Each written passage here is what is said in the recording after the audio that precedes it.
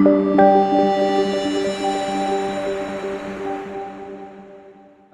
we're in Chicago and off cruising to Pro Lions with Tom Self.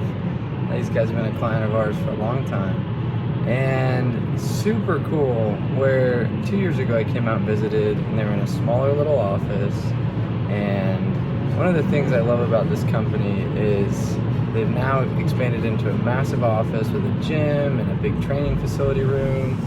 And it's been fun to see their growth. And I think one of the biggest things you can attribute it to is simply their system. Most roofing companies make a salesperson do all the process, from knock all the way to picking up checks. You know, they're like basically project managers and salespeople. For this company, they've really done a good job at subdividing the departments and the roles so that the salesmen can be salespeople and the project managers can be project managers. It's don't make people be all things when their strengths is probably one thing. Salespeople, I'll tell you one thing, are usually not good at the organization piece. It's all subjective into where we put our environment is how we see income. Does that make sense? So by you being in this environment, you're like, oh cool, I can do 10 a week, I can do 8 a week. That's the normal, right? Like whatever. Oh cool, that makes me X amount of dollars a year. Cool, that's normal.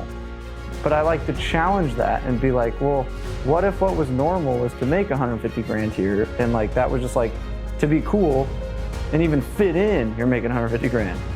Does that make sense? Or whatever the number is. That's very possible. You know why I like door to door? It's because it is a vehicle that is equivalent to a Lamborghini. So you've got this like ecosystem that you didn't even get to choose, that you are surrounded in.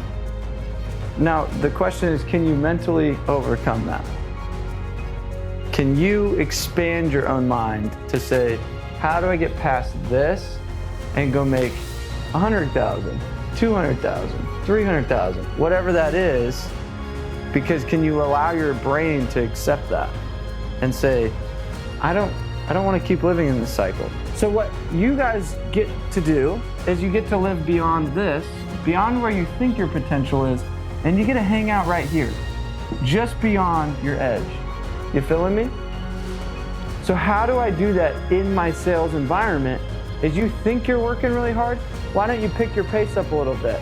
Tom just said, hey, I wish everybody had those like little Segway things. I go, yeah, they should have those things. Not wish. Every one of them should go buy one so they can move around quicker. Because I think I knock 100 doors in a day. What if you go knock 120 doors today?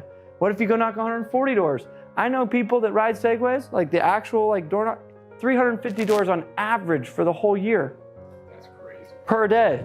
We just got out here. What's really cool is they got a build going on right there where that white truck's at. And so super important to always knock around your builds and keep that momentum because you got your name in there. You guys got to realize that you synergetically play together whether you like it or not. One person says, hey, let's just like dip a little early today, homie. What's up? Like, you want to go to the movies? Like, I know they're not watching. And all of a sudden that cancer infiltrates into the team. Does that make sense? One person shows up late to the meeting. Let's say dude walks in, meeting's at 9, shows up at 9:15, and everybody looks at him and is like, oh, okay, yeah, no, Tommy always shows up late, I guess, whatever. Versus what would Michael Jordan do? He'd be like, why the are you showing up 15 minutes late to practice, you little turd? I'm here an hour early shooting hoops. You can't even show up on time. Wouldn't that be how Michael Jordan would respond to a teammate? Yeah. Right? Versus, you know what good teammates do? They say, let me get you, dude. I got you. What do you need help with? Hey, do you need to hop in my car because you're having a slump? Do you need to ride out with me? Do you want more training? Let's role play. Hey, I remember on my teams, I would drive out to area and be like, you take my keys, drop me off. Why?